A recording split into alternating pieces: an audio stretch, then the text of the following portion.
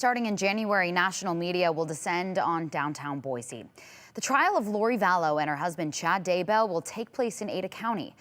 Vallow is the mother of two Rexburg kids who disappeared. Investigators later found their remains on Daybell's property in June of 2020. While the couple's trial is more than 6 months away, preparations are already underway. Our Shira Matsuzawa has more on that. The Ada County Courthouse is preparing for that trial right now after Judge Steven Boyce ruled the trial would be moved from Fremont County in Eastern Idaho to here in Boise.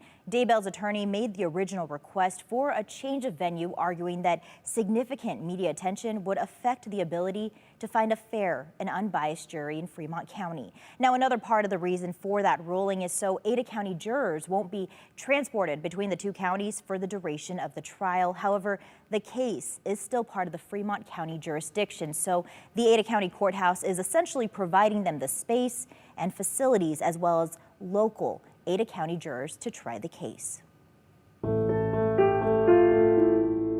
It's the case that spanned several states, from Idaho to Arizona and Hawaii. Lori Vallow gained national attention after her kids, JJ Vallow and Tylee Ryan, went missing in September of 2019. Their disappearance sparked a nationwide search, and with it, a string of investigations. In June of 2020, investigators found the remains of JJ and Tylee outside of Rexburg, on the property of Vallow's fifth and current husband, Chad Daybell. The couple is now charged with murder and conspiracy to commit murder in the deaths of Vallow's kids, as well as Daybell's late wife, Tammy Daybell, who died in October of 2019. And come this January, the couple will be back in court, but this time in Ada County.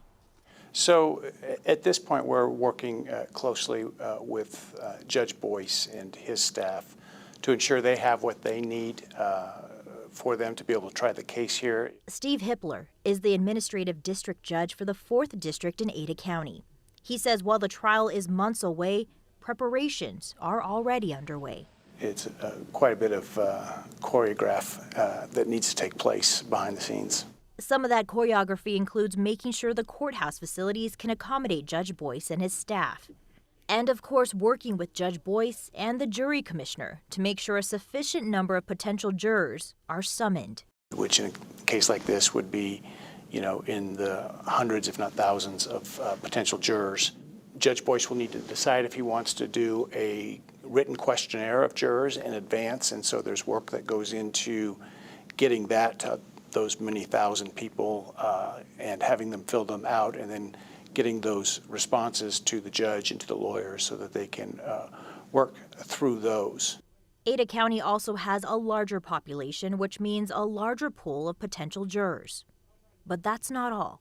It's also a capital case, so to find folks who have a position on the death penalty that would preclude them from being on the jury as a matter of law. And so to kind of weed out people on that basis first, and then it's a matter of questioning the jurors individually to find if they can be fair and impartial.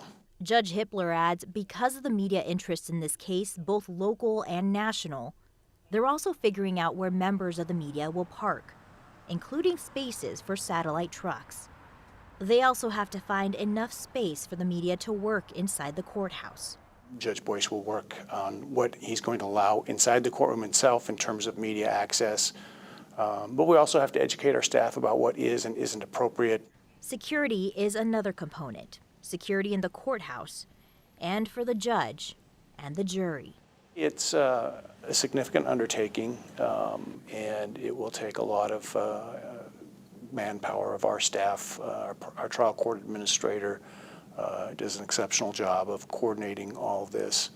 The concern is just simply making sure that everybody involved is safe. That's the chief concern.